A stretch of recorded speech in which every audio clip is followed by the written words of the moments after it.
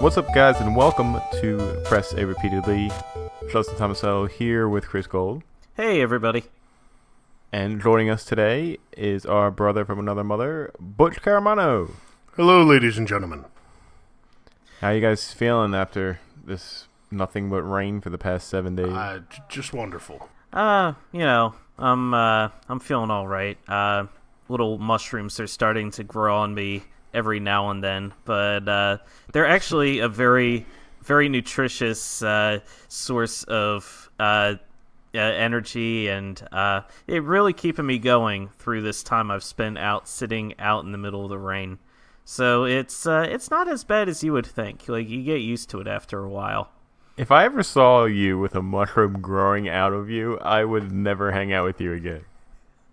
Really? You would be that judgmental of me? That's pretty disgusting. I mean, you have to be stagnant for quite some time for a mushroom to physically grow on you. I feel like that is really harsh. Like, you're only looking at the surface of me, but you're not considering me as a person. No, but the surface can tell you a lot about you not moving for the past month. I am ashamed and appalled at the both of you that you would gang up on me like this. Me and my precious mushrooms. Oh, God. Well, at least we'd always have endless mushroom toppings if we were making pizzas or something. I'm not eating a crisp mushroom. Why not? Listen. I gotta draw a line somewhere. They're good mushrooms, Butch. Look, just because they're growing out of me doesn't make them any worse. If, in fact, the fact that you know me better than some dead tree lying in the middle of the forest or wherever where mushrooms grow, who knows what's been happening to that tree? You know me. These mushrooms should be top of the line. No. Only answer I got for you. Yep. All right, fair enough. I've got more mushrooms for myself. Cannibal. All right. Well, while we stop thinking about the idea of eating things that are growing off of Chris's skin, we're going to focus on something else today, an interesting topic about the idea of franchises when they grow, much like a mushroom, how they change, things that improve upon them when they grow in the deeper games, and things that possibly be a weaker aspect of a game that they would add, something that might, upset some gamers that it has changed. Some examples will be like Fallout and Mass Effect and Zelda. Just basically, as games progress, things that improve the quality of life or the gameplay. Some things get better, some things might get worse, and we're going to kind of just expand on that topic a bit. I thought we were talking about the royal wedding this episode. Oh yeah, that's a bonus episode for the paid subscribers. Oh right, for our Patreon subscribers. Right. Yeah, God. Only the $10 and up tier. Ugh, stupid friggin' wedding. But yeah, no, we will never discuss the royal wedding. But yeah, gaming franchises, like Justin was saying, there's been a lot of franchises that have stood the test of time over the years. What has kind of they've had to adjust and adapt to changing tastes over the years to survive for as long as they have. What are some of these changes they've made? Have they been good changes, bad changes? It's a worthwhile thing to look in and discuss, and Butch is here to help us tackle that subject, so thank you, Butch, for tagging along. Oh, thanks for having me. Yeah, and always for fun. Creating the idea, basically. It just came up to me because I was playing I'll get into what do you play in that part. Well, you know what? That's as good a segue as we're probably going to get. So, Butch, let's just dive right in, right away. What are you playing? Well, I have actually been playing the original Fallout series. The Fallout 1 game, I don't know how far I am into Fallout 2, but I would imagine about halfway through Fallout 2. And then I'm planning on playing Fallout Tactics. Nice. Fallout's always been one of my favorite series of all time, and I always heard that the first ones were a lot different, and boy are they. Totally different games. I'm still impressed by the amount of time you put into Fallout 4. It's like I know. ridiculous. I put way too much time into that game. I've done just about every ending you can, every different side mission. Yeah, I really enjoyed it though, and all of its clunky, bad, glitchy nature and all that stuff. Yeah, even that, like, you kind of get over it quickly. Yeah, it really is. It's sad that becomes like that. No other developer gets that leeway though. Like, oh, you create a horrible, glitchy game. Oh, that's just Bethesda. Yeah, that's just Bethesda. That's just how they are. Yeah, like, they made this wide-ranging world where people literally are just flying by in, like, the T-pose, and it's just like, all right, whatever. It's still a fun game. Still enjoying it. Yeah, I mean, I guess they get a pass. Yeah, I guess that's the really good side of it, is that the games are usually so good that stuff just doesn't matter. It's just, whatever. Yeah, I feel like you get over it quickly. Mm-hmm. But, yeah, excuse me, and it's a lot to the topic of today's show is from Fallout 3 to Fallout 4, there's been drastic changes. And then even more so if you come all the way back to 1 and 2 and 4. There's just a lot less depth to it. So we'll get into that later, though. Now, 1 and 2 were not developed by Bethesda, correct? No, they were developed by Interplay. And actually, I watched like a whole history on it. Fallout was actually I want to say Apple. It was either Apple or Microsoft worked with Interplay to make it, but it was their IP, and it was called I want to say it was called like Radiation or something like that. And it was like a survival game, and Interplay wanted to make the next stage, but they wouldn't sell them the rights. EA ended up buying the rights to it. And so they got shafted there, and then they bought the Fallout franchise, like the idea for it, from basically it was like a tabletop game company, and they made a game that was a lot like Fallout, and they bought the information from it, and that's how they built their world, and that's how they built like the special system and all the role playing elements, all that good stuff, and that's a lot more. The first Fallouts were a lot more role-play heavy than the current ones. The graphics, obviously, they're a lot different because you're talking almost 30-year or 20-some year difference between when one came out to the other. Oh, God, yeah. I mean, even the viewpoints are different. Like, the newer games are in that, like, you can be first or third-person view, whereas those games, the earlier ones, are in, like, that kind of isometric viewpoint. Yeah, right. They're a top-down view. Mm-hmm. Which, it's nice. It's a turn-based game, sorta, for Fallout and Fallout 2. Actually, it's more than sorta. It definitely is a turn-based game. And which is weird for me, because I usually don't like turn-based games, but... Right, you were talking about how heavily, like traditional role-playing game inspired it feels. Oh, yeah, it is. I was telling you, everything's a dice roll in that game. And the roll just comes from your stats instead of from a die. Yeah, it's awesome. Yeah, so I mean, everything from opening a locked door to, talking to somebody and trying to get them to see things your way. Even if you have a crappy skill, which I guess this is kind of a good and a bad for a video game because you can just keep trying and eventually you might get it. But, right. Like, even if you have the worst lock-picking ability in the world, you can eventually pick a lock if you just tried enough times. All having a higher ability does is give you a better chance for it to happen. Well, yeah, sure. I mean, it's just that's just a law of probability. It's like when you have the 1,000 monkeys in a room for, like, 1,000 years with typewriters, they'll eventually type Shakespeare. Yeah, exactly.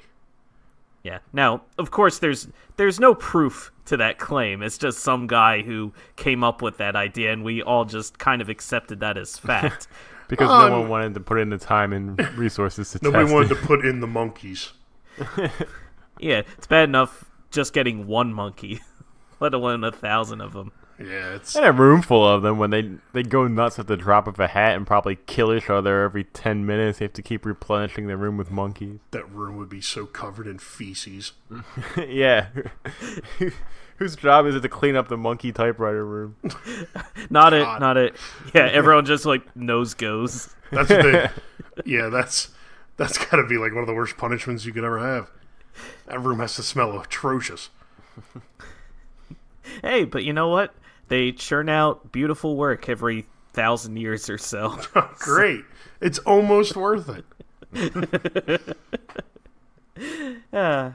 But yeah, I mean, getting back to video games though and Fallout, it's I mean, it's just like, every once in a while, like I like that system where even though your stats aren't necessarily the best and everything, every once in a while you do hit on a success, and like even those like it's like a good underdog story, like you're like maybe this will work, and then it does, and you're like, yes, like it feels like you're granting yourself permission to some inaccessible area where it shouldn't have worked, but it did. Right. Oh yeah, it's definitely rewarding, and it gives you that sense of adventure. Like even if you suck at something, you still got a shot. Not a great shot, but a shot nonetheless.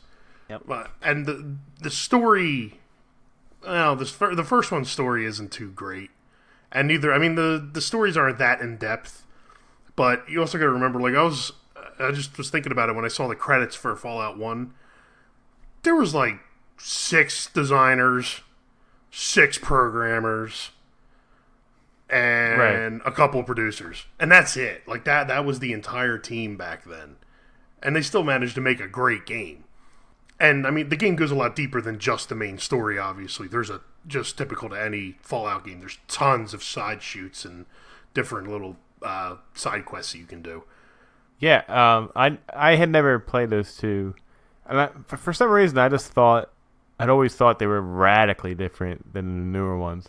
But I saw a little bit of you playing it, Butch, and I was really surprised at just how faithful that Fallout 3 and 4 are to the original, and like how much stuff carries over, and like just the Vault Boy and like the Pit Boy and even down to like the suit that you wear, the blue jumpsuit with the yellow stripe, and just the whole tone and environment and everything. Like it is very, very similar. Like the Bethesda did a really incredible job of just like kind of moving that whole system forward, but just presenting it in a new, fresh way. Oh yeah, they definitely did. They did a great job of it.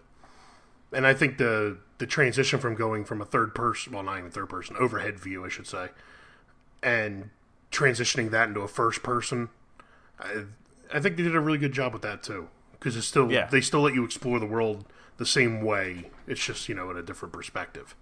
Right. And like I told you, I've met characters that I was like, oh god, I remember him from Fallout New Vegas, or I remember this character and this character. There's mentions of like no-name places in this game, in Fallout 2, that they made references of in Fallout 3 and 4. Like it's just like random little callbacks. So it's nice that they show respect to the games like that they've come from. Yeah. Plus the alien gun, right? Yes, the alien crash has been a thing in Fallout since the very beginning. I found that almost immediately. And yeah, it's ridiculously overpowered. Just if you're going to play that game, make sure you have a high luck. Dog meat's in every Fallout, even Fallout 1, Fallout 2. That's good. If dog meat wasn't in any of those games, I would be so disappointed. Like dog meat is he's a pivotal character in that series. Sadly, I got him killed. No. No. Well, and it's a little different than that's the one part where the newer games are a little more forgiving. If your companion dies, he's dead or she is dead. They're gone. You're not getting them back unless you reload to an earlier save. And I was going through this part in the game where it's basically a super mutant base, and you're walking through things with like laser gateways that you can't turn them off. You have to take a hit to walk through them. And for me, I had power armor on, so I was okay. It did like 6-7 damage to me. It did like 40 damage to Dogmeat, and he just incinerated immediately. Oh, I felt horrible, but I couldn't even figure out a way to get him through there. Oh God. I even looked up online if there was a way to shut down the barriers just so I could get him through, and there wasn't. So yeah, sadly, dog meat passed away in my run through. Yeah. The other guy I had did too, though. So I mean, Oh well, no one cares about that guy. Yeah, Ian. Whatever. I've already forgotten about Ian. Right. Dog meat reincarnate in Fallout 2. Yeah. I'm still trying to find him in Fallout 2. I haven't come across him yet. I found some dog that I fed beef jerky to, and now he loves me, but it's not dog meat, though. Dog meat's gonna come swooping in a jealous rage, take that dog out, and be like, "I'm the real dog meat." You're gonna be like, "Oh God." That's fine. That's fine. I'll take it. I swear. So was there like a big, steep learning curve to when you started playing the original Fallout? Or do you think that it's something that you can kind of... I mean, obviously it's going to be a little tough in the beginning, but maybe within like an hour or two, you've got it down pretty pat. I would say... Because one of the biggest criticisms about this game was that its controls were really wonky. It took me a little while. I mean, I wouldn't say it's that bad. And since it's a turn-based point-and-click kind of thing, it's really forgiving. Like, you don't have to, boom, boom, boom, really react fast to things. You have time to think, and that gives you time to be able to remember, okay, well, I have to right-click to bring up this pointer to be able to do this. Like, it's just weird that, like, when you right-click, you swap through, like, moving, looking, touching, picking up, and, like, all this other stuff. It's weird because I've never really played a game with these kind of controls. But, right. I mean... A couple hours in, I had him down pretty well. Yeah, and it's interesting because you're essentially going backwards, right? It's like you've played and mastered the third person, like the newer ones, and now you kind of have to go and like reteach yourself. Whereas a lot of other people probably started with the originals, and then had to go and like learn how to play Fallout 3. Yeah, exactly. I'm like reverse learning. Yeah, but I mean, yeah. Other than that. I play my Overwatch, a little bit of StarCraft Arcade. The way you said that sounded like an old woman just saying, "Oh, I gotta watch my stories. I gotta watch my stories this afternoon. Why do I whistle after everything I say?" Butch at age 80, "Oh, I gotta play my Overwatch." Let's be honest, me at age 80 is going to be a tombstone. Let's just be realistic with ourselves. Nah, you never know advances in modern technology. Yep, I can just see you at age 80, like you're not sitting in the chair so much as you are fused with the chair. You've got like all these like tubes sticking out of you. You're like at there the are computer. Mushrooms everywhere. Mushrooms growing out of every pore, and you're just like using your mind waves to play Overwatch and just owning noobs. Yeah, that's God. That's even assuming people are even still playing Overwatch by that. I would be 50 very, years from very impressed if they still were. Yeah, in 50 years, are they still playing Overwatch? Probably not. No. Unless it's like some retro gaming thing. Yeah, which retro, we can't even date back that far yet for retro. Yeah. Like 50, 60 years yet, so From we don't even know if that's going to be a thing. Yeah, the closest we've got is like Pong. Yeah, and that's, what, 70s? Yeah. Early 70s. Yeah, we'll get there. Yeah, we're almost there. Another couple of years. Yeah. God, that's crazy. I want to try to actually get a couple Pong consoles for our little game room downstairs. Oh, that would be really cool. Yeah, I want to try to get them. I want to get all the old consoles, the Ataris and Television, ColecoVision.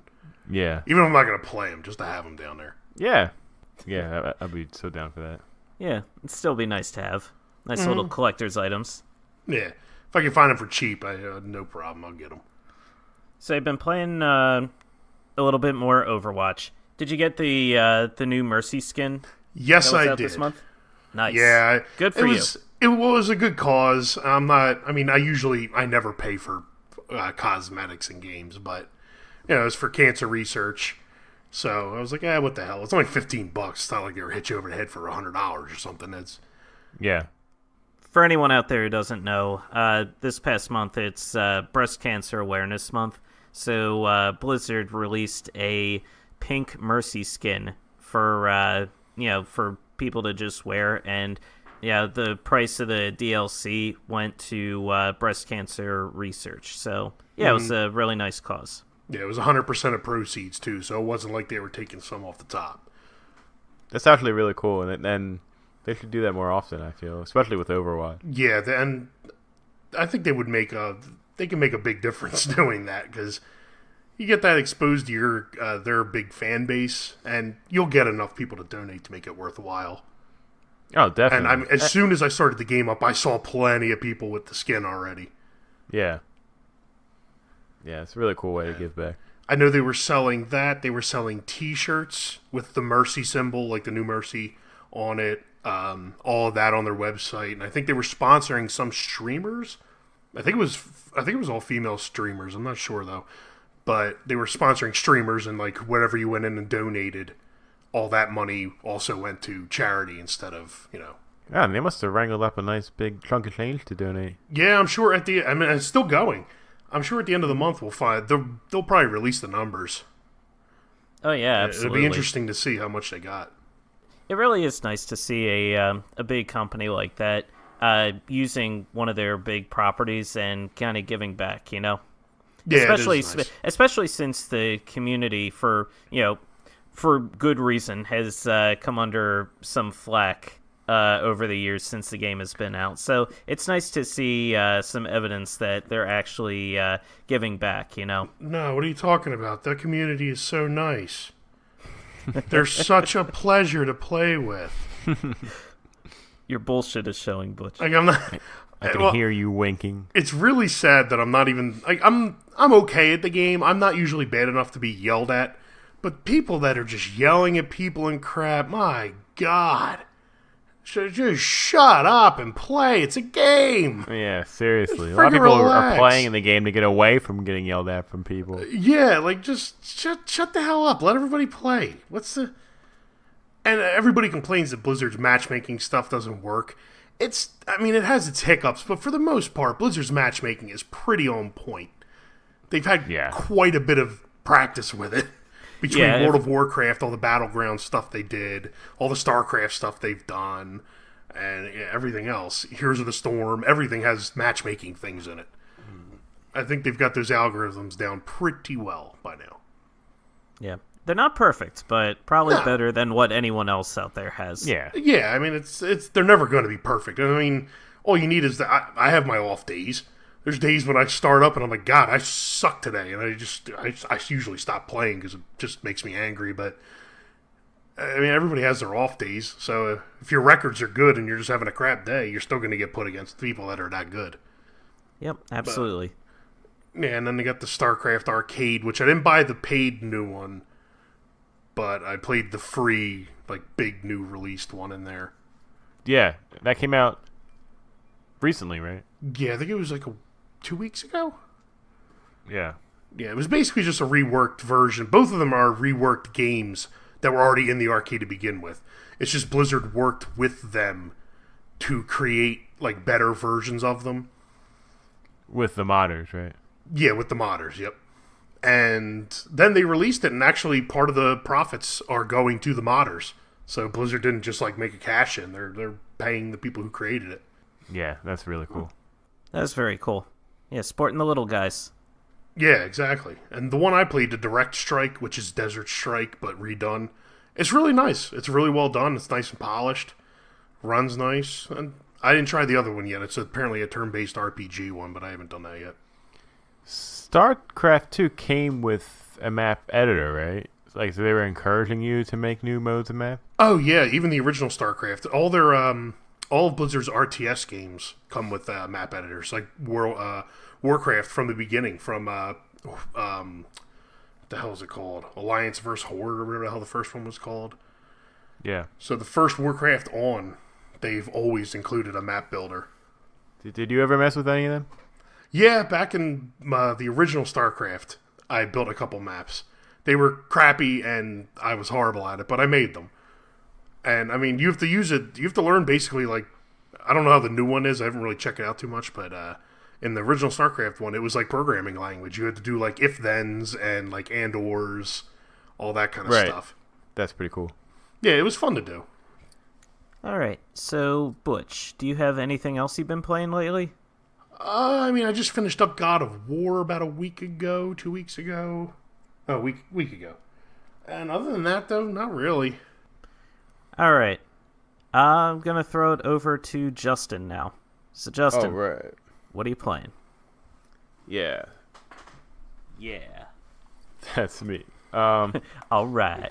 Hard-hitting commentary on this podcast. Playing games. Pressing buttons. Sometimes repeatedly. A specifically.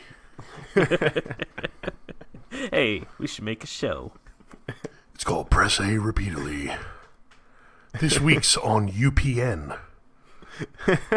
UPN. We tried to get CBS or NBC, but it didn't quite cut it. They told us to go F ourselves. So we are on after hanging with Mr. Cooper on Tuesday nights at 11 p.m. In 1993. Hey, fuck you. I liked hanging with Mr. Cooper. Yeah, me too. Yeah, but still, that show is ancient. There was a Dungeons and Dragons episode of that show. It was weird. Oh, interesting.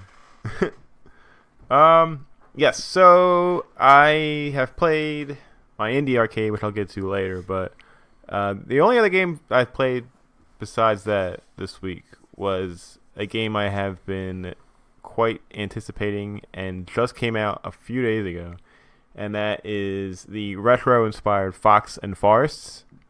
Oh. Yeah, so this game is like a love letter to Super Nintendo games. Specifically, they had listed like Super Ghouls and Ghosts and Mega Man X and like Link to the Past as like some of their biggest influences for this game. It was developed by Bonus Level Entertainment and Independent Arts Software and published by Euro Video Median, and I have not heard of all three of those, but yeah, I mean, it's an indie game, so that would make sense. Yeah, it's nice to see. Yeah, and for what they were going for presentation-wise, they nailed it. Like, it is a incredible retro presentation. I felt like I was playing an old Super Nintendo game. It's got this really gorgeous pixel art with some really like detailed shadowing and character models. The environments look really great and just are beautiful and really bringing the game to life. And the music is super catchy too. It's like awesome, like kind of warped horn, Super Nintendo styles music that you would hear, straight out of early '90s in the video game world. Mm-hmm. Its main hook is that the story is really not much. It's basically like there's a giant tree in the forest that has like control of the four seasons, and these evil like green-eyed demon things are kind of like taking over the forest, and they took away 4 pieces of bark from the tree that somehow each one represents one of the 4 seasons, and they are trying to use those 4 pieces of bark to put together the much feared 5th season. And like, I have no idea what that could be, but it sounds pretty horrible. So you play as Rick the Fox, and you've been hired by this weird bird, like a pigeon, I think it is, or a partridge, and she just finds you and is like, hey, you kind of have to come help us do this thing. And he's like, oh, okay, but I'm only doing it for a reward. And the dialogue's like not great, but that's not the draw of the game in the least. The partridge and the fox have this weird like relationship where they like hate each other, and like the fox wants to eat the partridge and the partridge just wants to use the fox for like her own needs. And it's just really like kind of goofy and silly and wasn't all that great. We're not really fleshed out that well. But anyway, back to the actual gameplay. So you talk to the season tree, and he kind of bestows your character with a crossbow that's a magic crossbow, and also has the ability to change the season on a whim. So basically, you'll be going through a level, and each level takes place in a season. Like the first level, I guess, is like in the spring, and if there is a body of water in front of you that you can't jump over, you kind of just press, I think it's ZR, and like Rick like holds his crossbow up into the air, and then the season changes to winter for that level. Like each level has a season that you're playing in, and also a season that you can change it to. So for that first level, you can change to winter. And when you change to winter, all the water freezes. So now you can walk on that water and get across to the other side. And so levels are kind of built around that mechanic of like helping you kind of reach higher places and platforms by using the season change to your advantage. So it's a really cool idea. And like, again, it looks really gorgeous when like, this, you see like the leaves kind of like fall from the trees, and you see like the water freeze, and you see like, some of the enemies like will go away because they normally hibernate during the winter. So you use that to your advantage. So yeah, that's really cool. That is cool. Now, yeah. This is, you said it's inspired by like SNES type games. Is it pixel art or is it circle shapey? Oh no, yeah, it's pixel art, like a retro inspired, like 16-bit, but again incredibly detailed. And it's a side-scrolling action platformer, I guess you would call it.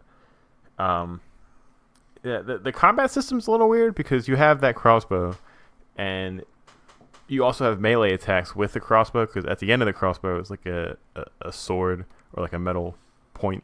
And to use a melee attack, you have to either be ducking, jumping, or holding up. So you can duck and stab, you can hold up and swing above your head, or you can jump and kind of swing it in the air. But when you're just standing still is when you fire the crossbow.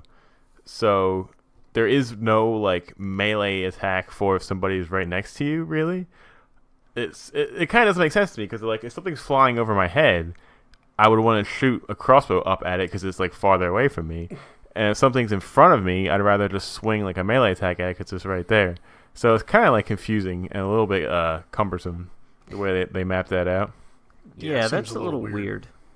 Yeah, but you can buy upgrades for Rick that includes like you can recharge your health. There's a mana meter that when you change the season, that mana meter goes down. So you only have a limited amount of time to, navigate through a level when you change the season. But you can replenish that and increase it, and you can also unlock some new moves that come later on, including combat moves. So maybe that gets a little bit better. Again, I'm still pretty early on. I'm in the first level. The levels are kind of long too, actually. Surprisingly, I spent like 20 minutes just beating the first level.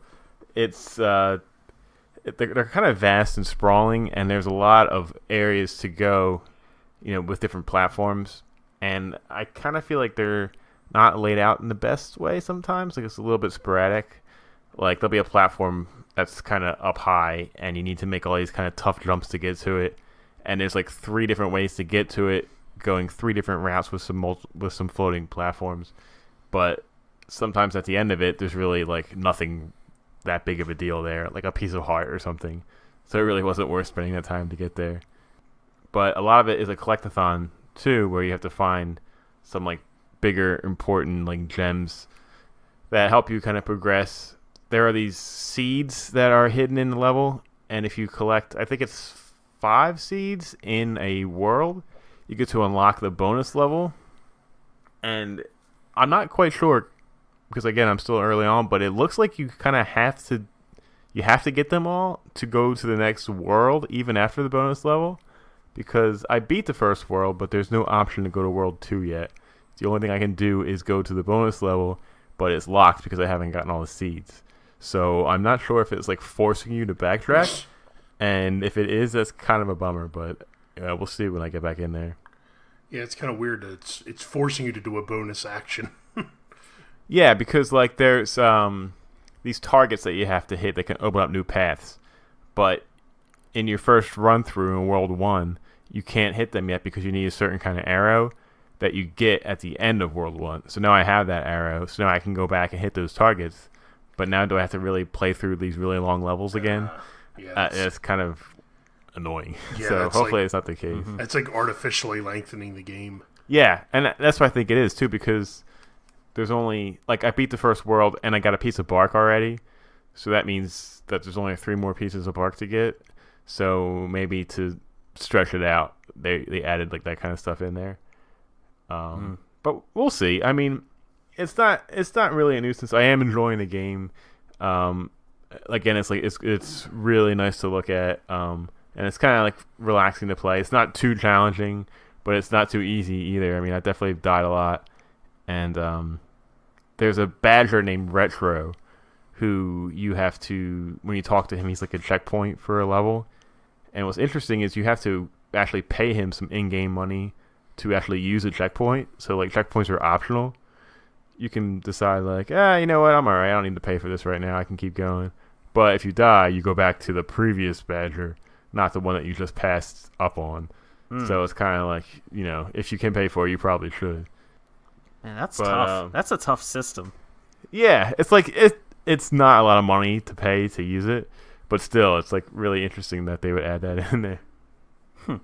But yeah, you know, I've been looking forward to this one for a little while, and so far, yeah, I gotta say I'm liking it more than I'm not. So I would recommend it. It's out for Switch, PC, and PS4, and it's coming out on Xbox at the end of the month. So yeah, that's Fox and Forests, like ghouls and ghosts, same way with the N with the apostrophe at the end of it. Okay. Yeah, and it's really cool. So I would say to check that out. Earlier, when you were talking about the manometer, I thought, like, you said, like, the manometer, so I thought it was, like, man-o-meter. So it's, like, a meter of, like, how manly the fox was, and I was confused at first. I should have said mana, not mana. I mean... Yeah. I say mana, too. Don't feel bad. That's all right. How, it's important to know how manly your fox is at all times. Well, it's funny on the like the thumbnail image of the game. He's like this super like realistic like humanoid fox with like super long limbs and everything. And then when you play him in the game, he's just like a cute little cartoony like pixelated fox. Little plushy guy. Yeah, but yeah, the character models are really great, and the enemies are kind of cool designs too. I wish the combat was a little bit better. Like the enemies is kind of. It feels like they're just kind of sporadically placed within a level, and they just kind of do the whole walk back and forth thing.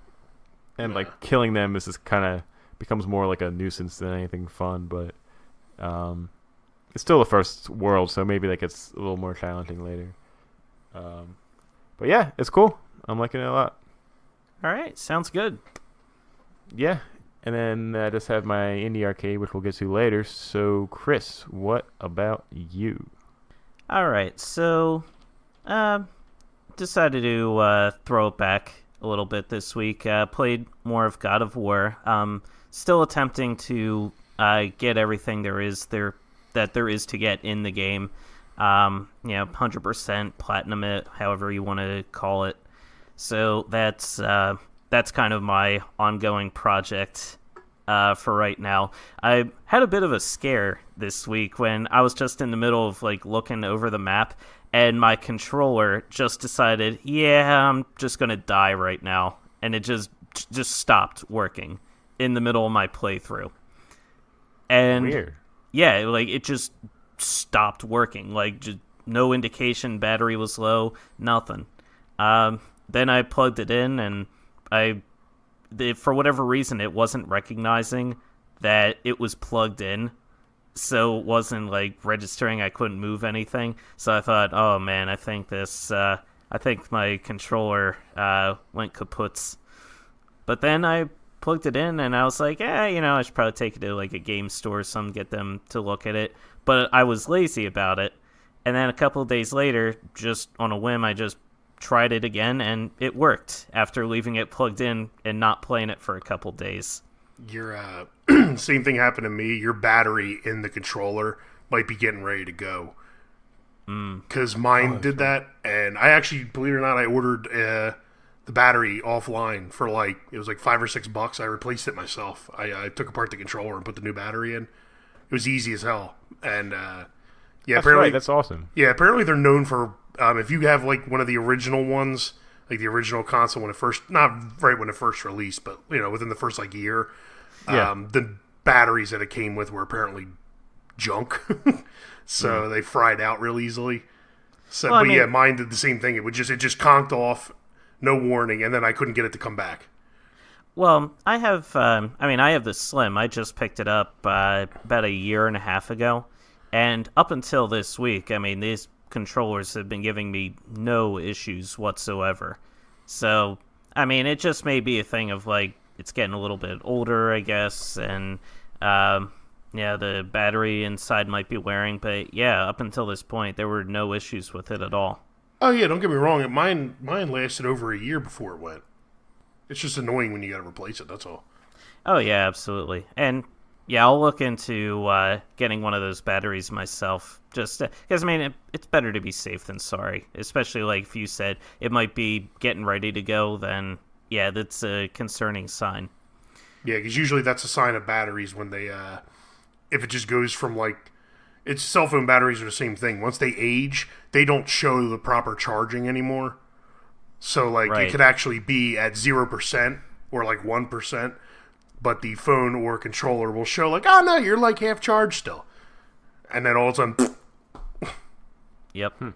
So that was kind of my adventure that I had to deal with when playing God of War this week.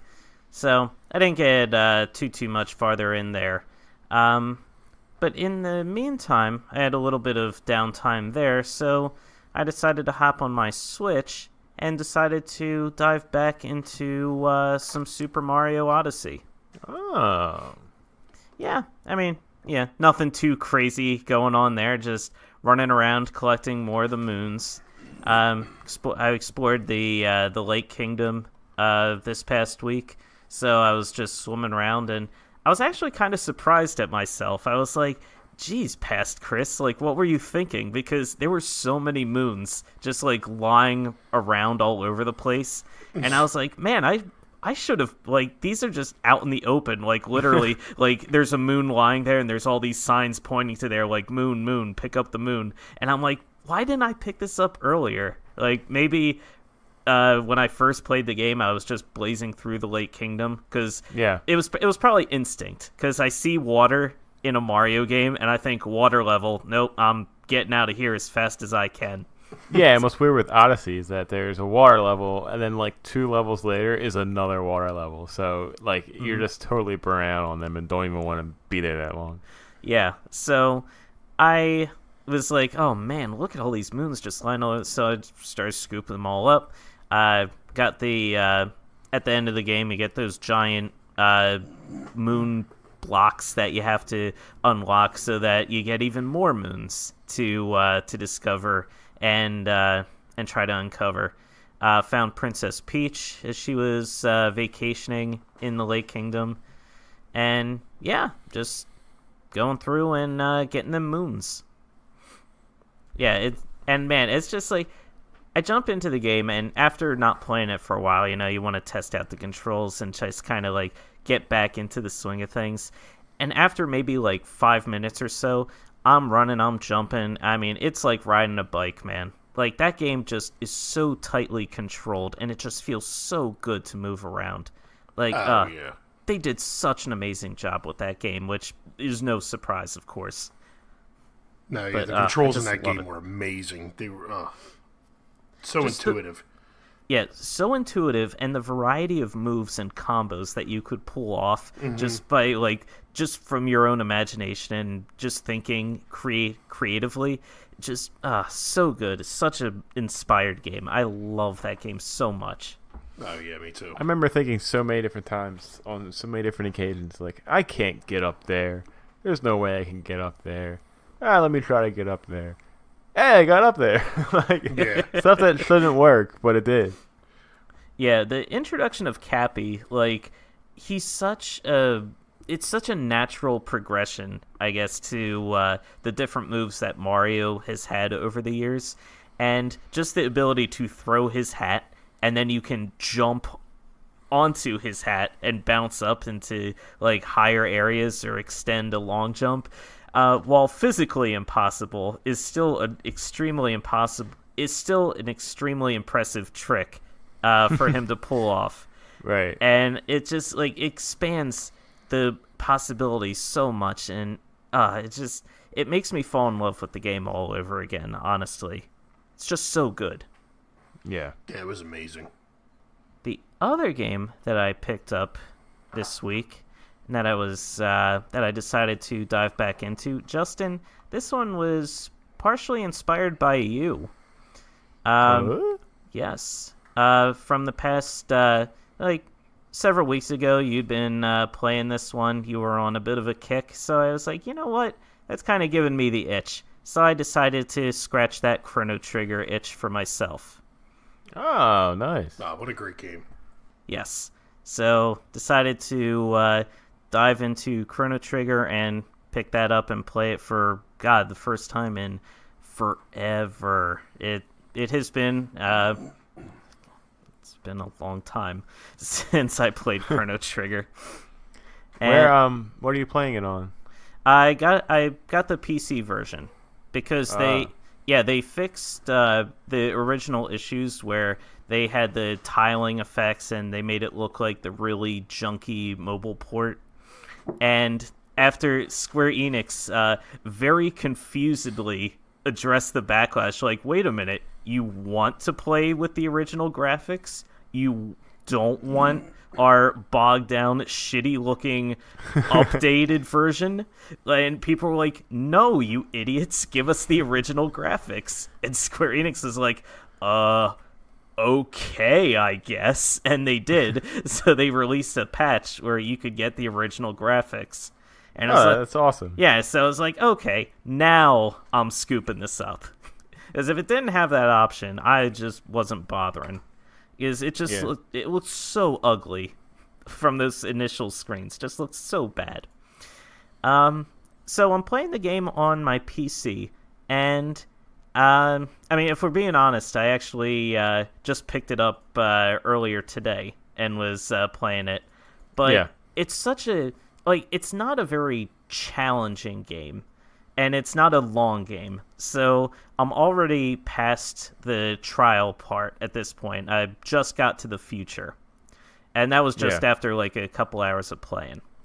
And it feels fine. Like, it feels absolutely fine to run around. Like, it feels just like the Chrono Trigger of old. You run around, you find different secrets, you fight the different enemies.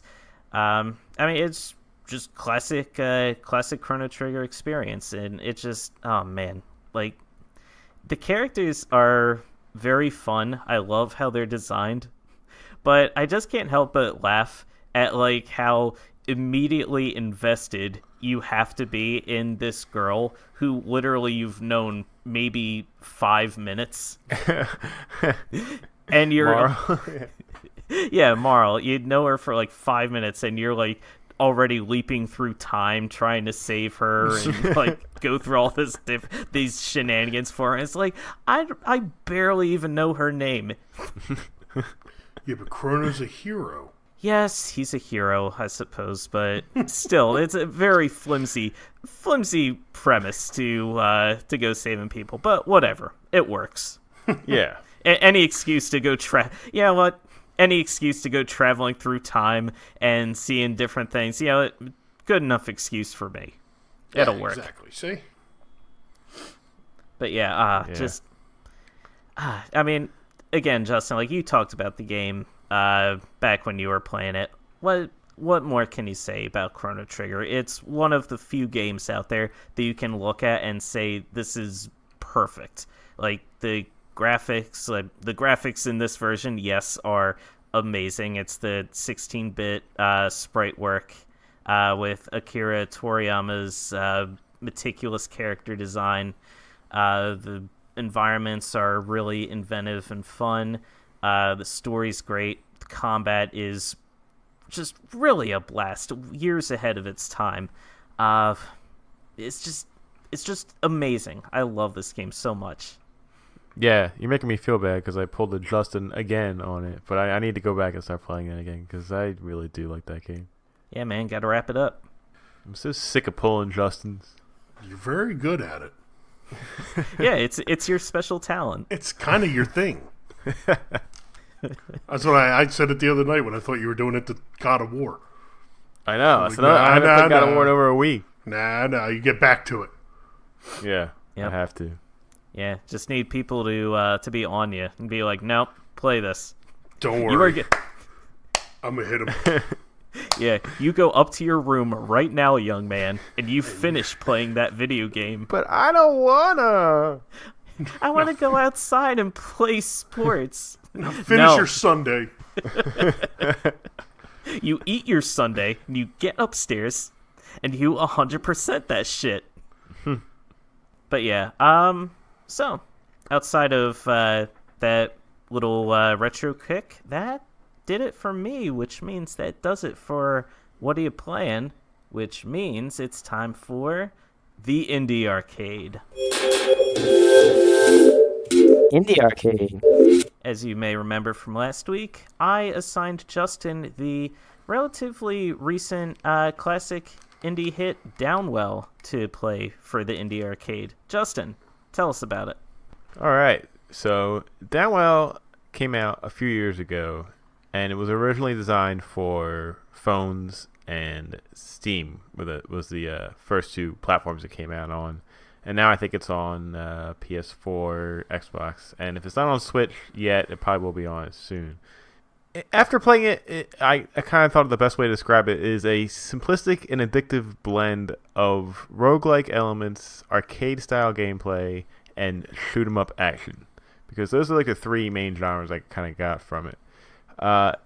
It's simplistic in basically how the game works is it's a very clean but very simple 8-bit style graphics, and the color palette is only a 3-color color palette of black, white, and a third color that you can actually change throughout the game. The more points that you get in the game, you can actually change the palette of the game to like a different style. So it's kind of I find that really interesting, and that was kind of what kept me going to get more points, because I wanted to spend them and see what other artwork styles they had for the game. But basically that third color highlights these square gems that you get, which are like currency in the game, and also the enemies that you're fighting too. And how the game works is it's set up vertically, like if you imagine, holding your screen in portrait mode. You are this little white dude who jumps down a well, and as he's falling, he has to kind of navigate his way to the bottom of the well, which is like the end of the level, basically. And you're equipped with these gun boots, which are exactly what they sound. There are boots that you wear that fire, ammunition from them downwards. So when you're falling, you are firing at enemies that are below you. And it's roguelike in the sense of that every time you play it, the maps are set up differently, with new weapons and items that you can get. And every time you beat a stage, you get to start the next stage by picking out an item to help you. Like there's stuff like a drone that flies over your head that shoots down with you whenever you shoot, or the ability to, when you break a block, that block shoots out bullets in like separate directions that will kill more enemies, or just an apple which gives you like full health, like basically stuff to help you on each run. There are little stops you can make on the way down into the well, where it's like a little caved off room where if you go in there, you can either find some health or find a bunch of gems or a new weapon, a different kind of gun boot, or it's a shopkeeper who will sell you more of those items that can help you out throughout the game. And the runs are very quick. You have basically 4 hit points, I think, and whenever you lose them all, you die, and you gotta start all the way at the beginning. But the more you play, you know what to expect, you get a little bit better, and you get a little farther in it. And it's a really addictive game, I gotta say, because I was just playing earlier this morning, and like I looked at the clock and realized that, oh wow, like an hour and a half passed already, and I was just kind of messing around. it's a little tough to get the shooting down because you're not normally used to shooting like in the same direction that you're going. You know, like you're falling down, but you're also shooting down, and yeah, there's a little bit of a recoil that kind of brings you up a little bit. Sometimes, depending on the gun that you have, you can kind of hover a little bit. Like if you get a machine gun and you're rapidly firing, you'll stay kind of hovering in the air as you're firing down. And what's interesting is you have infinite ammo, but how it works is you can't reload your gun until you're landed on like a piece of ground, right? So if you're falling and your gun boots have 8 shots in them, and you use them all, you're going to be out of ammo until you land on a platform and you can recharge. So that way you can't just like blast through the whole level. You have to stop at certain points and like take a breath and reload. So that adds a little bit of a challenge to it.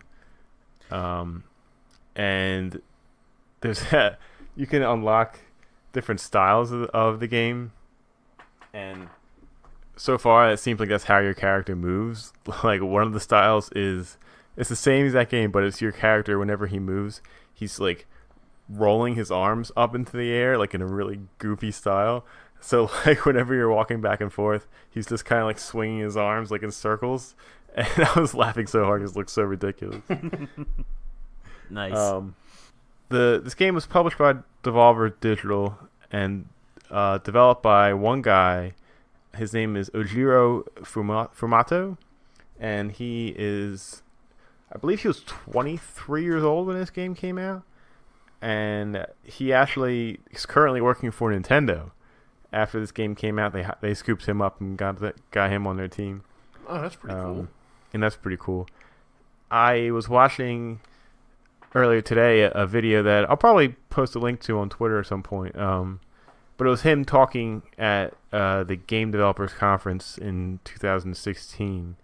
And he was kind of giving like a little presentation about his process of creating the game, how he came up with ideas, and basically it was really cool. He was showing concepts of the game as it was in progress. Like he had like 5 or 6 different videos of the game from like, you know, when he first started, and then he would describe like a problem that he had, how he fixed it, and then show the next concept of the game with that new problem. With that problem gone and like the new aspect in it, and you kind of saw like the evolution of the game through all the videos. It was like really interesting. I'll definitely post a link to that. Yeah, I definitely want to. Sorry to interrupt. I definitely want to check that out. That sounds really cool. Yeah. It was actually, I found it really interesting, and he basically like flat out admitted that he was heavily inspired by the game Spelunky when that came out, and that he was trying to basically make like a Spelunky clone kind of thing in the beginning. But as he was working on it and he just kind of had all these changes and like thought about what would be more addicting and like, oh, like this is too hard. I need to figure out a different way to make this seem more fun and addicting. And, you know, how he developed the whole gumboot system and how he developed the whole ammunition system. Yeah, it was just a really interesting video. Again, to see from this young kid, like it was pretty fascinating. Yeah, you know, I want to play it on a phone. I was actually going to get it on my phone to play for the Indie Arcade, but my phone is pretty old and it's acting kind of wonky, so I decided against it. But I would like to know how it plays on mobile. But it was essentially built for it, so I'm sure it will play pretty well. And if you get it on Steam, it's only $3, I think. And, you know, Butch, I think you'd really like it a lot because you're a big fan of The Binding of Isaac. Yeah, I saw you playing it earlier. It looked really fun. So for $3, I mean, you know, for a pretty addictive game, it's definitely worth it. Now, is this the type of game where it has an ending, or do you just go down the well for as far as you can? So he said in the video that there are boss battles. As much as I played, I still didn't really get that far because I'm not too good at it yet.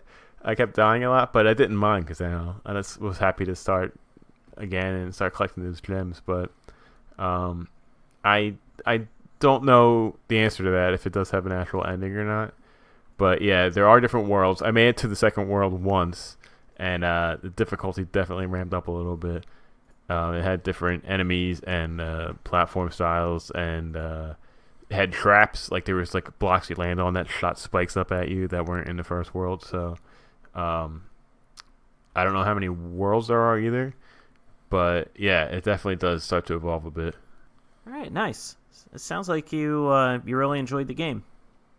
Yeah, it's impressive. I mean, on the at a quick glance, it looks super simplistic, but really there are a lot of really addicting and fun mechanics to it, and it's just a super fun game to play. You can easily lose track of time. So yeah, I definitely would recommend playing Downwell. All right, nice. Yeah.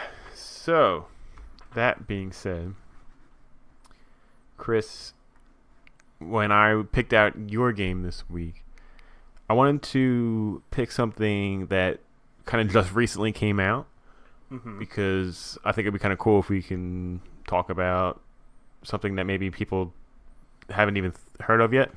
Right. Makes sense. Yeah. So this game came out 2 days ago as we recorded this podcast. Oh, wow. That's very new. Yeah. Hot off the presses. Yeah. Hot off the coding presses. I have not heard of it at all, but it actually looks kind of cool and mysterious and kind of up your alley, I think. So this game is on Steam. It is developed by Akamotive, and its publisher is Mixed Division. And that game is called Far Lone Sails. Far Lone Sails. Traverse a dried-out seabed littered with the remains of a decaying civilization. Keep your unique vessel going. Overcome numerous obstacles and withstand the hazardous weather conditions. How far can you make it? What will you find? And it's got a very positive review score so far, although there aren't many because, again, it did just come out. Right. Looks pretty damn cool. It does look cool. The art style reminds me a lot of like Inside or Limbo, something like that. Yeah. Yeah, it's definitely like kind of creepy, but really well detailed. It almost looks like FTL a little bit. Yeah, I can see that. Like not graphics wise, obviously, because FTL's like but gameplay style. Yeah, like having to go throughout the ship, repair things, and keep it going and all. Yeah. It also reminds me a lot of Justin. Do you remember? No way. I don't know if we ever played it together, but Lovers in a Dangerous Space-Time. Oh, right. Yeah, that game where like you went around and you had to like steer the ship, and you could play it cooperatively, where one person controls one part, another person controls another. That's what this kind of reminds me of. Like you kind of control this this thing as you're sailing across the desert, I guess, and people are controlling different parts. It looks interesting. It looks like there's a lot of layers to this one. Yeah, I'm just like scrolling through the screenshots, and it looks like this world that they developed. It just looks super interesting, and like it's making me curious as to what it's about just by looking at these screens. So, I mean, that's definitely some good art direction right there. Oh yeah, absolutely. Yeah, I'm looking at these videos of like dealing with sandstorms and all that. This looks really cool. Yeah, I'm impressed. I'm impressed and pleasantly surprised that you actually gave me a decent looking game for once. Yeah, well, sometimes Why you gotta I'm be full of so surprises. Mean? Listen, man. When you've been doing this show for as long as we have, you develop a certain rapport, Oh my god. Trust is thrown out the window. Oh, like I told either of you, if you ever need rough games, I watch a lot of them, so I can give you some bad ones to give to the other person. Oh yeah, Chris, you can publicly thank Butch for that fish game a couple weeks ago. Oh, you liked Fish Out of Water? No, I hated Fish Out of Water. Oh, come on. It was so well done. No, believe it or not, I played the game, and Butch, this may surprise you, but the game sucked. Oh, come on. It was really, really bad. It looked like it was so well programmed and so well done. I clipped through the one mountain so many times. And Such had to an reset. engaging story. There was no story. A fish, and he's out of water. Whoa. It's just so simple, yet so blasé. Existential. Avant-garde. Yeah, very avant-garde. Oh, Lord. God. All right. Let's get out of here before I have to think about fish out of water for any longer than I have to. Yeah, all this fish out of water talk is making me want a glass of water. So we're going to take a quick break. And when we come back, we are going to talk about improvements and weaknesses from games as they increase their number. From gaming franchises. Thank you. From gaming franchises. Thanks for digging me out of that hole. This is your one. This was your one.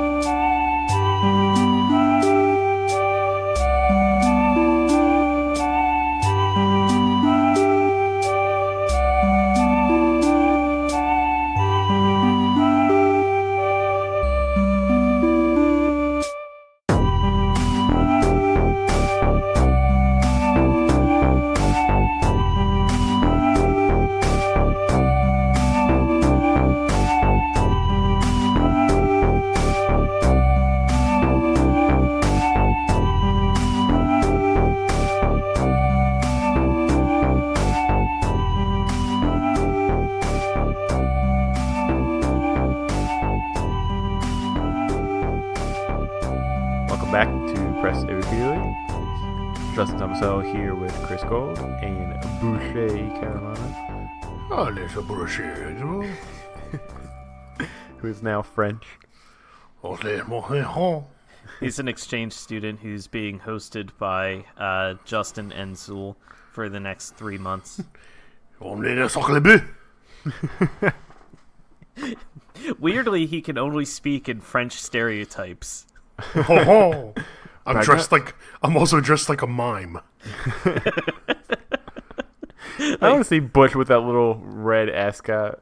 Yeah, Red ascot and a beret. The beret, his face painted white. Zool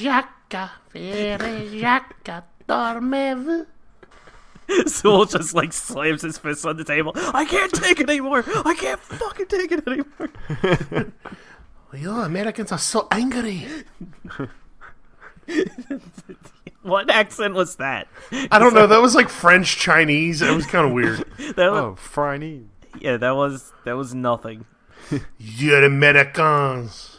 All right. All right, before we infuriate the world, let's move on. Yeah, before xenophobic jive. Yeah, we don't need that.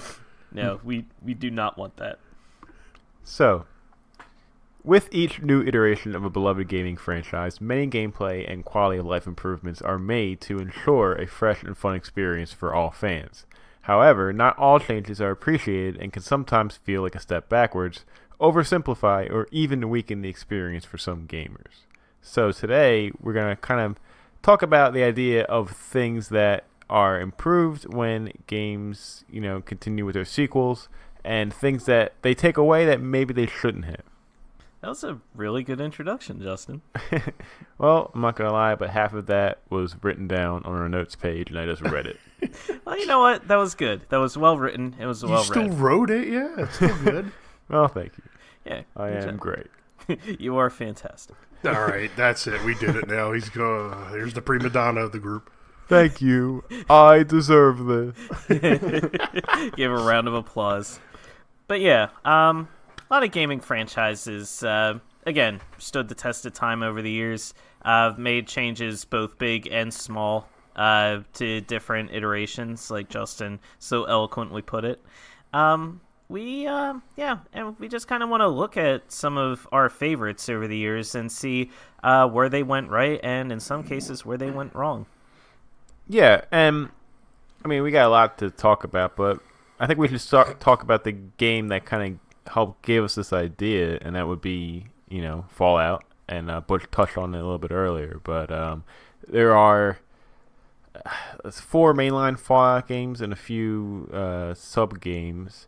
And is New Vegas a sub game? I mean, I think that's a main title in and of itself. Yeah, no, I guess you're right. I was thinking in terms of like ones that have a numeric, number at the end of them. But no, I think you're right about that. But anyway, I mean, there have been multiple Fallout games over a lengthy period of time, crossing over many different gaming platforms, and as we discussed, different gameplay styles and camera perspective. So things had to change, but some things maybe they kind of shouldn't have altered as much as they did. Butch, what do you think? Let's start with the things that it's good that they improved upon in the later games. And as you're freshly playing the original games, you'll be able to have like a really tight, more accurate grasp on it than we do. Personally, I mean, I think the perspective is better. I really prefer first person. Especially when you're exploring a world like this, because it's you only see what's right in front of you, whereas the top-down view, it's nice, but you can see everything, even stuff you're not even remotely close to, which is cool if you're playing like a strategy game, but something where you're trying to be immersed, that you are the lone survivor, like you are the person that's trying to make a difference, like you are supposed to be the center of the world. So I like the change that they went to first person instead of top down. I think the combat mechanics are a hell of a lot better. It's not so much just. I mean, it's still a lot of luck of the draw, because if you're not skilled with a certain weapon, even in the newer ones, you're gonna suck with it. You're not gonna hit anything. Right. Things like that, I like that they did. Let's see, what else? I would say just overall gameplay, like, and I guess this sort of just came with time, too, because games were a lot, I don't want to say sloppier back then, but they were a lot more erratic, where, like I told you, I had a lot of broken quests in Fallout, right, where, like, oh, you did this out of order? Oh, well, you're screwed. You can't do this now. Oh, okay, great. Whereas newer games, they do their best to try to prevent that completely. Yeah. So I'd say mechanics like that. The saving mechanics were god-awful in the first two. If you forget to save, you are friggin' screwed. There is no autosave feature whatsoever. Oh, yeah. Autosave is probably one of the biggest quality of life improvements in any game. Yeah, and in a game like this, I mean, Fallout 1 and Fallout 2, you read a lot of stuff. They're challenging games. And on top of that, they're very random. So, like I told you, I was I was helping a guy in a town because a robber came in to try to basically kill him. He said, his boss sends his regards, and he tried to shoot the guy.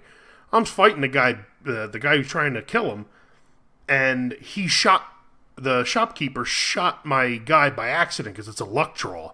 If somebody's in your line of fire, there's a certain percentage chance that you're going to hit them instead of your target. So he hit him. Now my guy turned around and started shooting the friggin' store owner. So it just ruined the entire quest. I was like, oh, well, I got to just start over. Well, I didn't realize my last save was like 30 minutes before that. So stuff like that it really deters you. But once you learn that you have to save every 5 seconds, it saves you a lot of headache. Other than that stuff, I mean, I like the like more tracking systems for quests. Not so much hold hand kind of tracking, like, oh, go exactly to this spot in exactly this town. But like this, it doesn't even tell you like who you're looking for. It'll just say, oh, remember that quest you got? No, I don't remember it anymore. I got it like friggin' 6 hours ago, and I haven't been back since. So it's just kind of like, if you forgot, you're done. I mean, thank God for the internet nowadays, because I can just, Google, oh, what quests are in this town? Shady Sands, what quests are there? So then you can get a full rundown. But I mean, the internet wasn't as populated back then, so I couldn't imagine the crap that you would have to go through to figure out. You'd have to write stuff down constantly, like in a notepad. Right. But I think most of that, and then technical aspects, because we've just progressed so much more. so we can handle a lot more. Graphics, obviously, that goes without saying. Which, I mean, then there is a charm to the old ones, though. Are there any parts of the Fallout series that, even going from like the early ones to the newest ones, just different features that are like, yes, this is part of Fallout. Is there anything that has stayed through the course of all those games that you wish could change or would be altered in some way, but no one has really mentioned it before? That's a good question. That's a tough one. That is a good question. I mean, the VAT system has been there since the beginning. And actually, that is, we can get to that in a different part, but I think they actually made that a little bit worse in the newer ones. So we'll talk about that in a little bit. But we can talk about it right now. How did they make it worse? It in Fallout 1 and 2 and Tactics, I would imagine. I haven't played Tactics yet, but it was a lot more specific. Like, it's not just, head, arm, leg, torso, and that's it. Like, it was head, eyes. Do you want to try to shoot the eyes and blind the guys, and now they can't attack you? Like, that was the only way I could kill Deathclaws. Because if I shot them in the eyes and got a critical hit and blinded them, they missed enough times when they attacked me that I wouldn't be killed. Or, blow them and, like, shoot their knee, so now they can't crawl up to me as fast. It takes more action points for them to get to me. That's awesome. Yeah, and like you could punch and shoot things in the groin, and apparently it actually has like a higher crit rate, but it's harder to hit. Nice. So yeah, and if you're a melee character, you can literally just walk up with a sledgehammer and nail somebody in their crotch, and they'll go flying. I would too. I mean, if we're being 100% honest. Yeah, and like different creatures, like the robots, like when you fight like a Robo-Brain in Fallout 4, there's like a couple things you can shoot, like an interesting one, like a servo thing that makes it so you can, or not a servo, like a inhibitor chip, so it would like attack its own teammates. This one, there's like a CPU, you can target like the RAM, like you can target every individual little part. And different ones do different crits.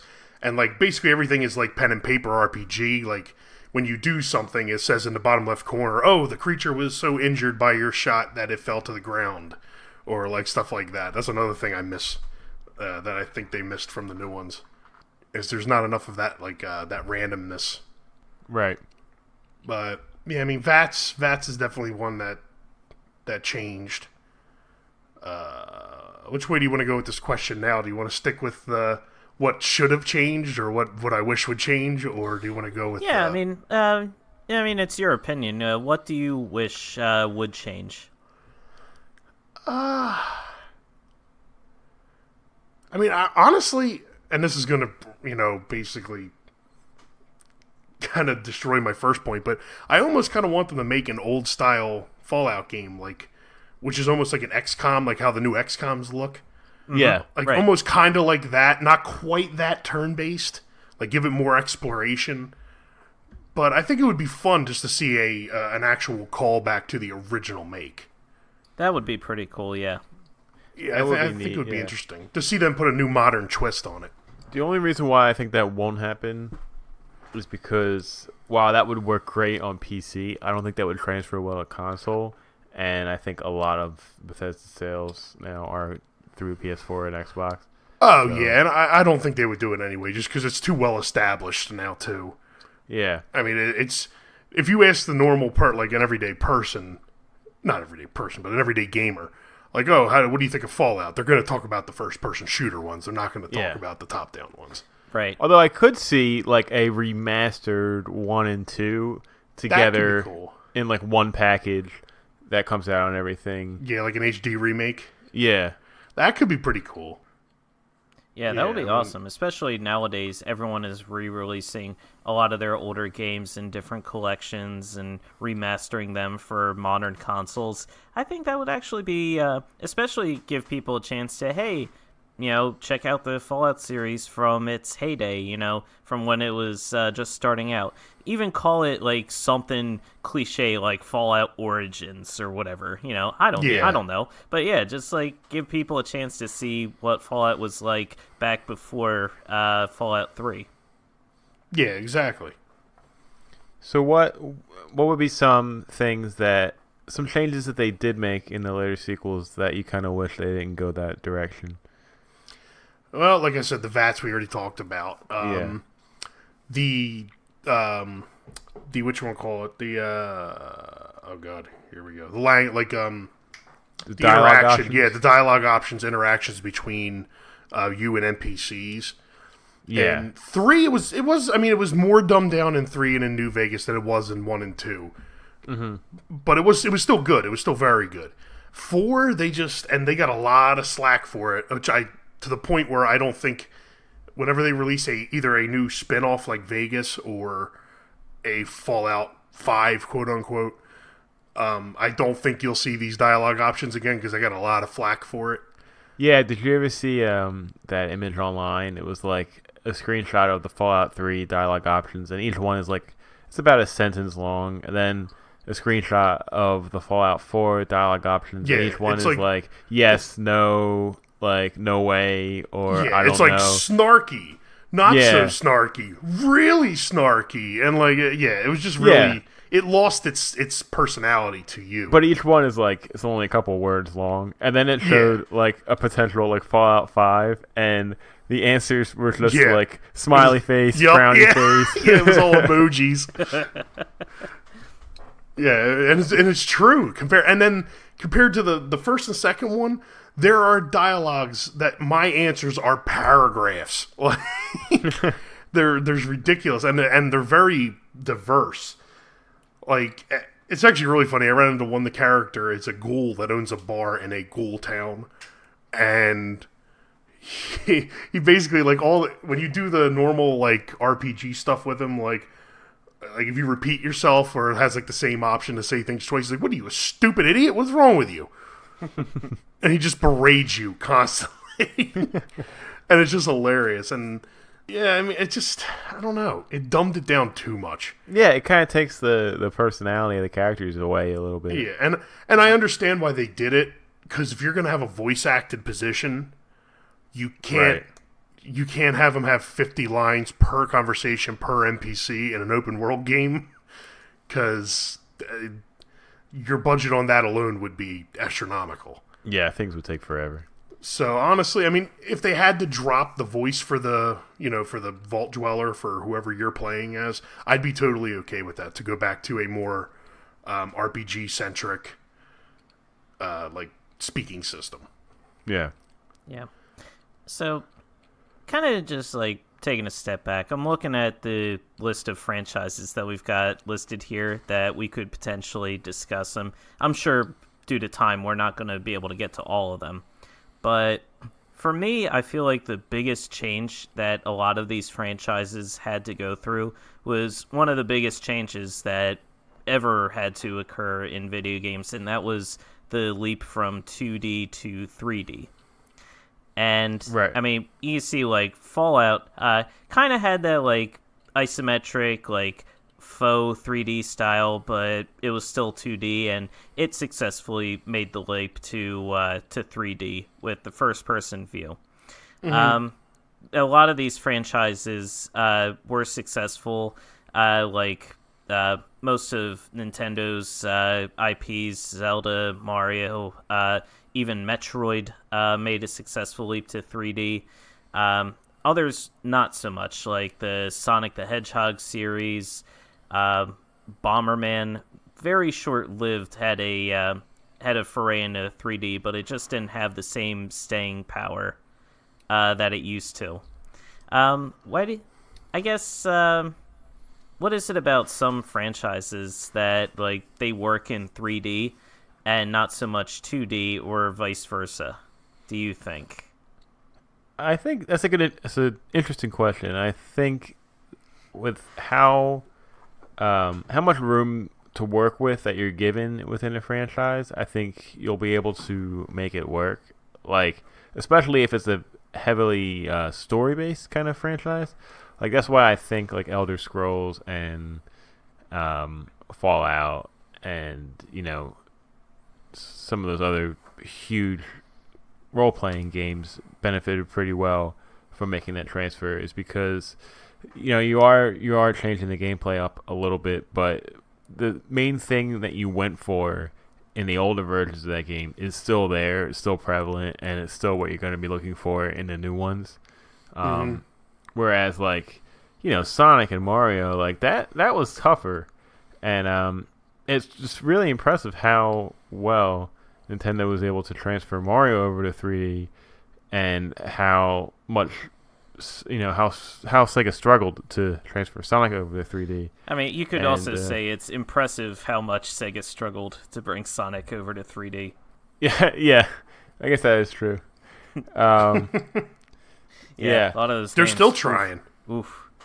Yeah, it's a lot tougher than you think. And I think it has to do a lot with just the director of games too, because a game is essentially the creative director's vision, so someone has to basically think, okay, things that worked before are not going to work now, so I need to figure out how to tell my story in a new and fresh way. And sometimes that they can get it to take a risk and try a new thing, and it'll convey really well, and sometimes it won't, and it'll be a struggle. Yeah, I think that's pretty much spot on. Mm-hmm. No, I agree completely, because a lot of these games, like, yeah, you have a lot of times you have a creative lead who might oversee several games in a franchise. Like, for me, the example that jumps out immediately, and it's because I'm such a fanboy of the series, with Zelda, you have Eiji Aonuma, who has been with the franchise for, years and years and years, and he has been overseeing most of those games for a very long time. But even then, like, a lot of different people have had input and have been able to tweak the game in different ways. And you just see the evolution of the franchise go on and on as they decide, okay, that past game was good. What can we do now to change it or to improve it? And I mean, even then, like, if we had this topic a couple years ago, I definitely would have mentioned how, like, the Zelda series was kind of starting to feel stale and formulaic, but then Breath of the Wild came in and just took a wrecking ball to everything and just completely refreshed how one would think of a Zelda game and how it would go, and even open world games in general. I mean, Breath of the Wild was just an absolute masterpiece. Not to say it was perfect, of course. There were definitely issues with the dungeon design, and the bosses were not as great as they could have been. But it's just one of those things where you feel like, okay, the way that they have approached this franchise in the past, they could address these issues going forward. And that gives you a lot of confidence because of who you have at the creative helm of these franchises. Oh, yeah. Most definitely. Mm-hmm. And I think we should have prefaced this conversation with that, all this is also subjective, right? Because there are a lot of people that might not have any problems with changes that we have problems with, and vice versa. And, when I look at this list, the one that stands out to me the most is Final Fantasy. And basically, the way JRPGs have transitioned over the years, to help try to stay fresh and, help be adaptive to new players. And for me, I'm not happy with the changes. I guess I'm a bit of a purist, but I really miss the turn-based battles and, more focus on just kind of like slow building stories.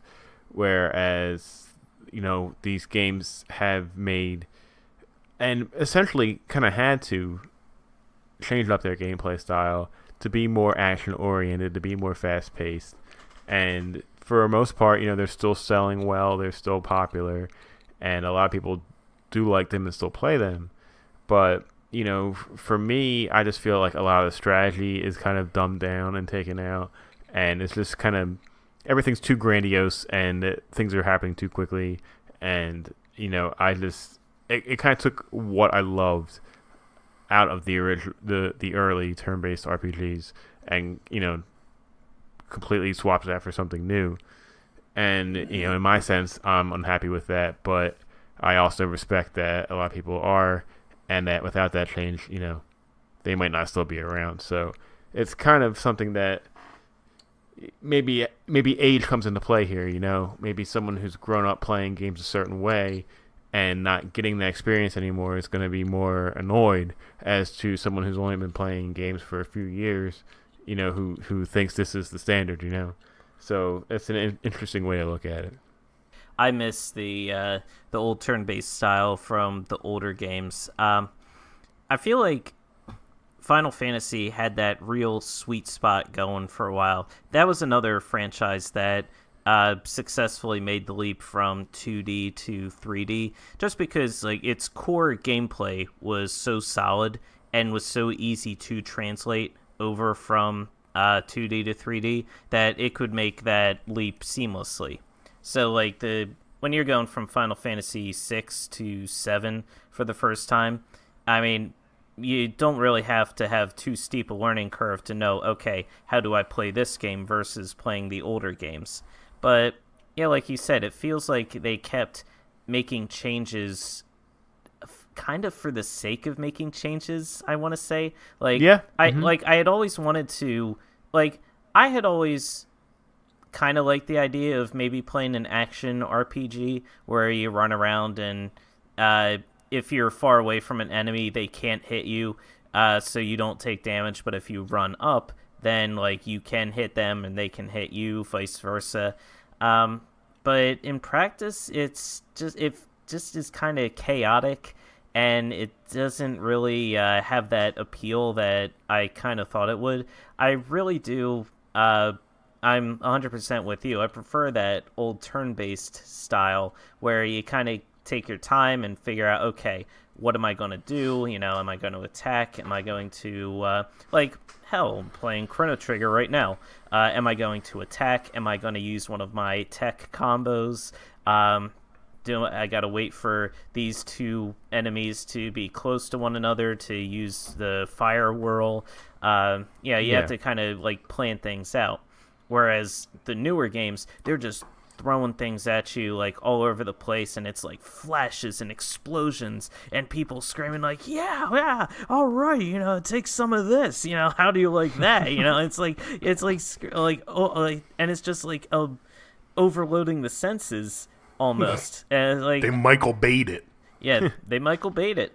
You know what it is? I'll tell you right now, because this just came to me, but it's basically, in the older turn-based games, you have such a stronger connection to every single party member of your party, because you are literally choosing every move that they do. When you want this guy to heal, you want this guy to attack, you want this guy to buff. You're picking every single thing that happens in that battle. Whereas in the new action oriented, RPGs, you're mainly focusing on one character. And yeah, you can, through menus and stuff, kind of choose who does what, but for the bulk of the battle, you're focusing on, I'll use Final Fantasy 15 for an example, but I'm playing as Noctis, and everybody else is just kind of doing their own thing, and you're just kind of relying on them to hopefully, help you win this battle, basically, instead of knowing for sure what everybody's doing and physically doing it. So I feel like that connection to the characters kind of is just a little weaker in the present format of it, and which is why I think I prefer the turn-based style a lot more. Yeah, and that's a good point, too. Especially RPGs, which, as we've talked about before, they're very story-driven types of games. The gameplay, yes, plays a factor, but you also become invested in the story and the characters of particular RPGs. You root for these characters to succeed. You want them to take down the bad guys. You feel a stake in what happens at the end. And in earlier RPGs, as you progress, you start out as you're the hero, and it's time to go out and save the world. And you meet these characters one by one who eventually join your party. You learn a little bit of their backstories, and you go through the process of getting to know them and befriending them. And they go from a stranger to you genuinely like them. Whereas something like Final Fantasy 15, now granted, I haven't played it, so I may be entirely talking out my ass here. Whereas you start out the game, you have these three characters who, like, you know, you're the main character, but then you already have these three characters along with you. They're your party members, and they're going to be your party members from beginning to end. And it's just like, all right, here you go. You're lifelong friends. And it's just like, all right, you know, but the game is just kind of like telling this at you. It's just throwing this at you from the get-go. It's not really letting you develop this rapport with everyone right away. It's just telling you, yep, you have a rapport with these guys. Go at it. Yeah, and not to say you don't feel a strong connection to those guys, even in the newer games, because you really do. Like, you know, you're traveling through that whole journey together, and the game is all about brotherhood and everything. But I just, without physically controlling each of them, you know, I didn't feel like I knew them as well as I knew Noctis, because, you know, I'm basically playing as just him the whole way. But, you know, I don't want to harp too much on Final Fantasy. But you, of us three, you've played the most Mass Effect here. Do you have any thoughts of things that were changed in those games that were for better or for worse? You know, this is a really depend on who you ask kind of question. Yeah. But they definitely went from more of the first games were more of like a traditional RPG almost. Like it was much more centered around the role playing aspect, the story building, and all that stuff. The combat wasn't quite as center stage. But then in the later ones, it basically turned into an action shooter by the end of it. Yeah. Which I personally still like them. I mean, Andromeda was whatever, but yeah. Up Not to that there's Mass anything Effect. wrong with action shooters, you know. No, there isn't. But it's just like if you were a purist to the thing and you just... I did feel it a little bit because it was one of my favorite stories in gaming. Like, it was just very well written, very well acted out. How everything progressed was nice and smooth, and it made enough sense till the end, and then you got that big oh ha ha kind of moment.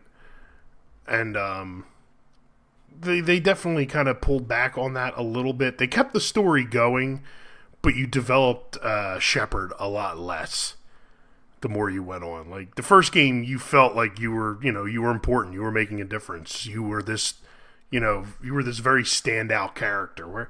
And later on, it was just like, yeah, you stand out and all, but you didn't really build off it too much. It was just sort of there. Like, yeah, it was already established, I guess. So I don't know. I personally, like 1 and 2 were probably better for me than the later entries. The combat systems, I mean, they did get better, but it was at a cost. There was a lot less team control too in the later ones. Yeah, I feel like that's a big part of it. Where a lot of these games nowadays, like, you want to have more control over these characters, so that you get a sense of like, oh, you know, who are they? You know, what is their motivation? And that translates, like, even if you're playing them as part of an RPG, like, you get a sense of, I have control over this character. So even outside of the story, even if they're not the main character, like, you get a deeper appreciation of who they are, their past, their motivations, etc.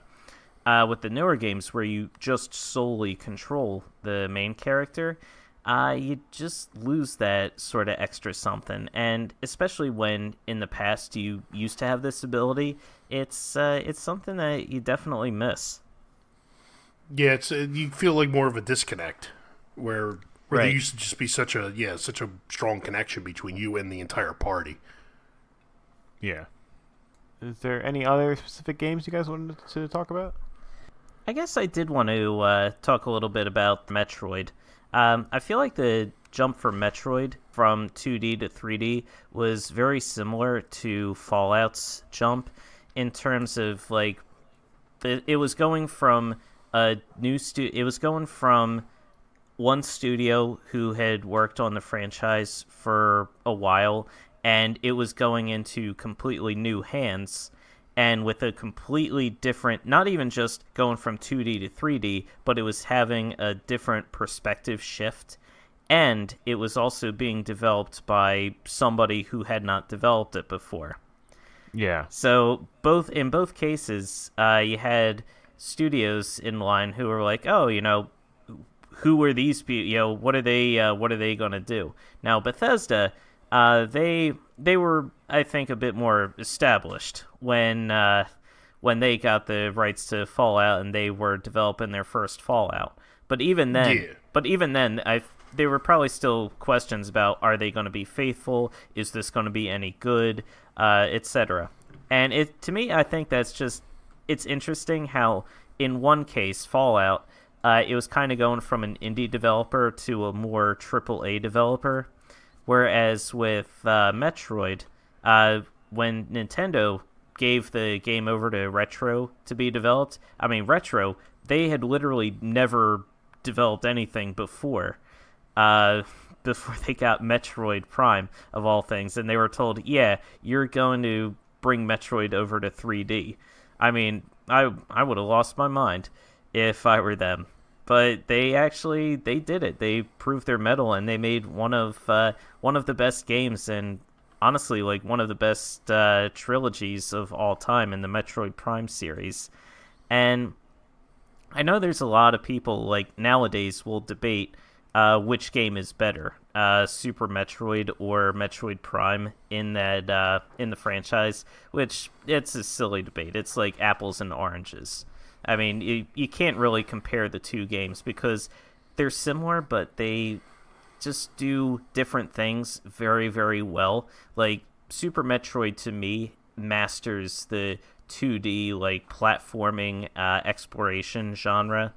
And Metroid Prime, it's not necessarily the best first-person shooter, but it is an excellent example of first-person shooting and first-person adventuring.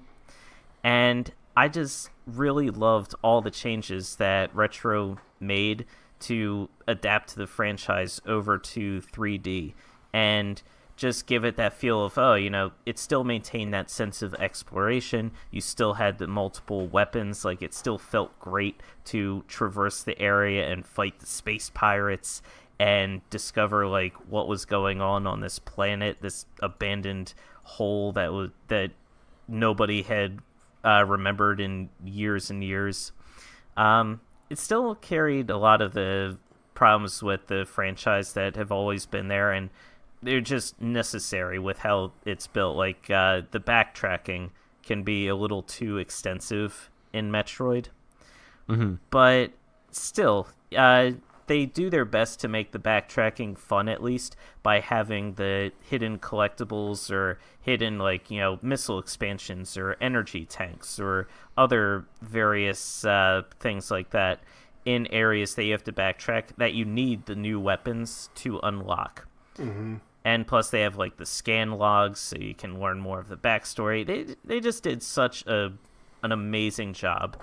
Then they had Metroid Other M that Ninja Theory developed, which was not as good, needless to say.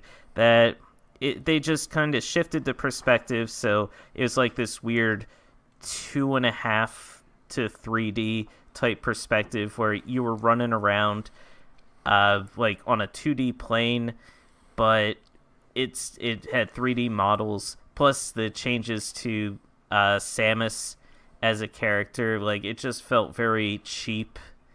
Yeah, I just was not a fan of what they did with Metroid Other M. But they announced Metroid Prime 4 last E3, and as of this recording, about a month from now, we've got E3 2018 coming up. So who knows? They should be hopefully releasing more details about that. So we'll see where they're evolving the franchise. Yeah, Butch and I were just talking about that earlier, and we really can't make a solid prediction of what we're going to see this year. Yeah, from anybody, really. Yeah, there's quote-unquote leaks galore, but there's, especially this far out, you have to take everything with just a handful of salt. You can't, Oh, yeah. Yeah, you can't take anything seriously at this point. The only one I can definitely say is Borderlands won't be there.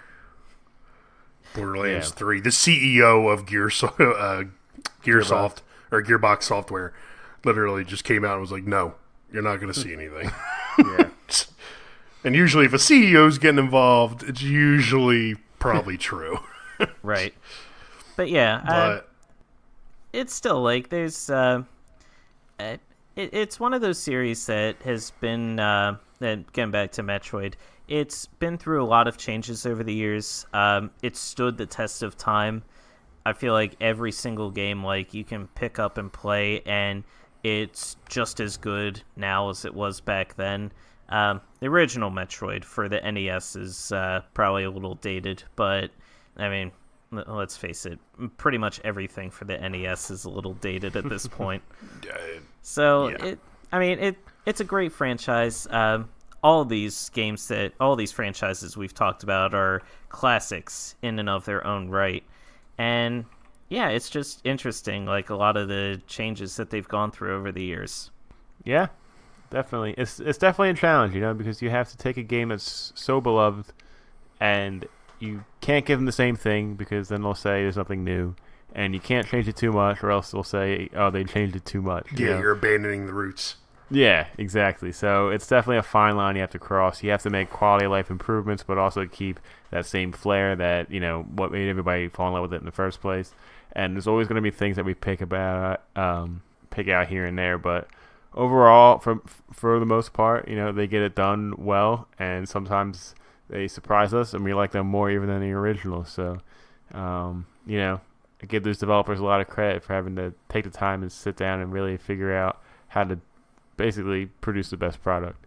Yeah, most definitely. Well said. Oh, well, thank you. Butch, thank you not only for being on, but for helping us come up with the idea. And anytime. Yeah, making me really want to try those original Fallout games. And you're welcome for Fish Out of Water, Chris. Yes, you're very thankful to have you on the show. As thanks, I'm going to send you a giant bucket of freshly picked mushrooms. Wait a minute, not off you, right? Justin, wrap it up. That's all for this week. Remember, Press Day repeatedly posts new episodes Tuesdays on iTunes, Google Play, Podbean, YouTube, and Spotify. If you like what you hear, please take a moment to rate and review the show or tell your friends about us. It helps other people find the podcast and will really help us grow. And thank you to all who have rated, reviewed, and subscribed so far. We love you.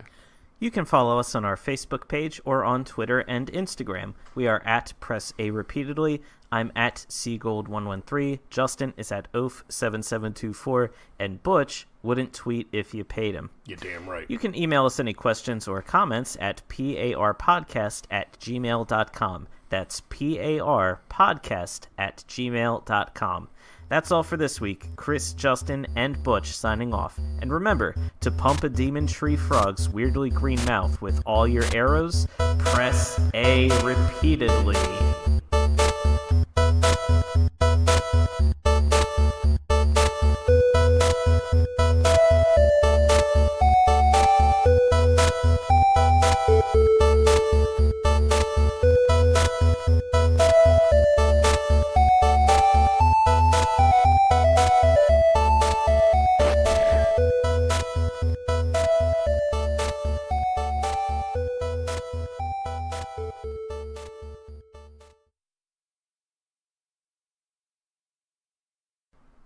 Butch, if you just tried the mushrooms, I'm really sure that you would love them. I'm not eating your fucking mushrooms.